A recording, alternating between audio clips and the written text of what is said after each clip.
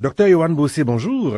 Bonjour. Monsieur Bossé, vous êtes professeur à l'Université Laval et chercheur à l'Institut universitaire de cardiologie et de pneumologie de Québec.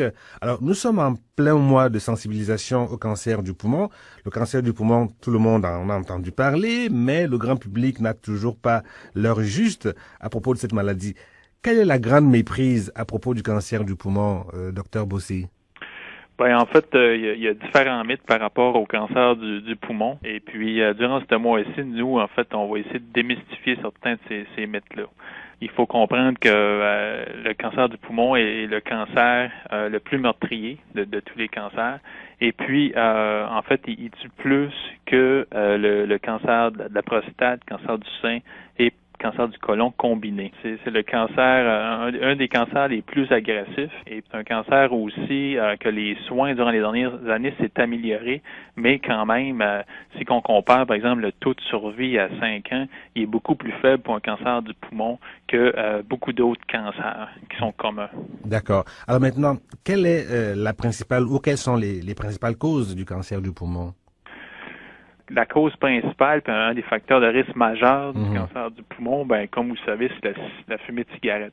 Donc environ 85%, en Amérique du Nord, il y a environ 85% des cas de cancer du poumon qui sont reliés à la consommation de tabac. Donc c'est un facteur de risque majeur. Mhm. Et c'est un facteur de risque aussi qu'on a le contrôle dessus. C'est d'où l'importance au niveau de la prévention et puis de la cessation tabagique pour diminuer le fardeau du cancer du poumon. Par contre, il y a d'autres facteurs de risque du cancer du poumon. Moi, comme mon expertise est en génétique, je peux vous dire qu'il y a une composante génétique. Donc, on n'est pas tous à pied égal par rapport au cancer du poumon.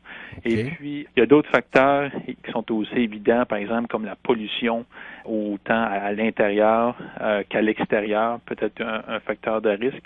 Il y a d'autres gaz ou minéraux comme le radon, par exemple, puis l'amiante. Je vous dirais que c'est des facteurs de risque là, principaux du cancer du poumon. Docteur Bossé, est-ce que lorsqu'on atteint du cancer du poumon, est-ce qu'on a des symptômes assez rapidement ou bien ça peut traîner en nous sans qu'on soit au courant? En fait, c'est un des problèmes avec le cancer du poumon, hein. C'est comme une maladie qui est souvent trop silencieuse. C'est-à-dire que lorsque le patient s'en rend compte, il est déjà rendu à un stade qui est très avancé dans la maladie. Et puis ça, c'est un peu inconvénient parce que ça nous empêche de traiter correctement un cancer du poumon. Mhm. Donc, un diagnostic précoce pour le cancer du poumon, c'est clé pour avoir un bon espoir curatif. Malheureusement, à cause que les symptômes, souvent les gens les sentent pas ou qu'il n'y en a tout simplement pas. Souvent, ce qui arrive, c'est qu'environ 75%, nous, des gens qu'on traite, ils arrivent à l'hôpital, ils se font diagnostiquer, puis déjà, il y a des stades avancés, là. Puis quand c'est un stade avancé, comme je disais, il y a certains traitements qu'on ne peut plus pratiquer, dont la chirurgie. Est-ce qu'il est possible de dépister le cancer du poumon lors d'un examen de routine avec son médecin de famille? C'est recommandé d'en discuter avec votre médecin de famille. Soyez attentif aux signes, par exemple, à des toux chroniques. Si vous avez des douleurs thoraciques, parlez-en à votre médecin. Par contre, pour vraiment diagnostiquer, ça doit être fait avec des techniques d'imagerie médicale. Et puis, des fois, dans les régions, c'est pas tout le temps disponible. Mais heureusement, il y a des centres d'expertise comme ici à l'UCPQ, qu'on a des équipements très sophistiqués pour pouvoir faire des diagnostics là, de façon précoce. Là. Voilà. Alors, on conseille souvent aux gens d'arrêter de fumer pour justement diminuer les facteurs de risque auxquels vous faisiez allusion. Mais dès qu'on arrête de fumer, est-ce que nos chances d'avoir un cancer du poumon tombent automatiquement à zéro? C'est un autre mythe. Je suis content que tu me poses la question parce que les gens pensent justement qu'ils arrêtent de fumer et puis là, le risque de cancer du poumon redevient comme une personne qui n'a jamais fumé.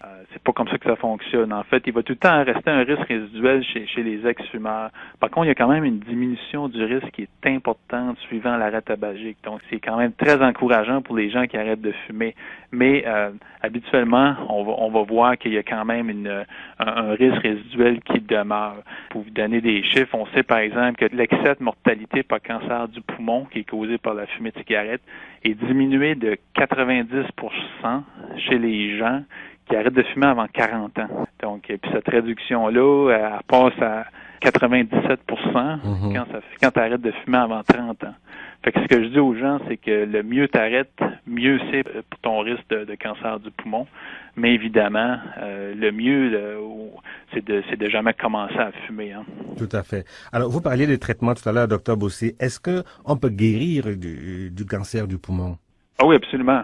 Okay. Absolument. En fait, il y a quand même un pourcentage des gens qu'on est capable de traiter.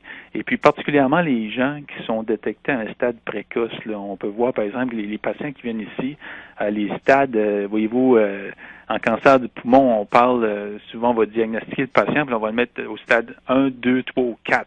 1, c'est le stade qui est le plus précoce, la maladie débute. Stade 4, c'est très avancé. Habituellement, il y a des métastases qui s'est répandues dans d'autres organes du corps. Le prognostic est moins bon. Par contre, quand on a un patient qui est de stade 1, je vous dirais qu'habituellement, on réussit très bien à traiter le patient. En terminant, Dr Bossé, bon, alors on parlait tout à l'heure du mois de sensibilisation au cancer du poumon. Qu'est-ce qui va se passer globalement pendant ce mois? Nous, à l'ICPQ, l'objectif principal, c'est de sensibiliser la population au cancer du poumon, démystifier les mythes qu'on vient de discuter ensemble par rapport au cancer du poumon. Et puis, il va y avoir en fait de l'information qui va être véhiculée dans la population. Je vous invite, par exemple, à nous suivre sur les réseaux sociaux, soit sur la page Facebook de l'IUCPQ, et puis pour les gens qui sont sur Twitter, le @commercial IUCPQ. Durant tout le mois, on va vous donner de l'information. On a fait, par exemple, une vidéo pour démystifier les mythes par rapport au cancer du poumon, et puis il va y avoir des communiqués de presse, et puis de l'information sur les statistiques sur le cancer du poumon durant tout le mois. En tout cas, on va mettre les liens sur notre site Internet aussi. Docteur Yohan Bossé, je rappelle que vous êtes professeur à l'Université Laval et chercheur à l'Institut universitaire de cardiologie et de pneumologie de Québec. Je vous remercie beaucoup d'avoir pris le temps de nous parler aujourd'hui. Merci à toi. Merci.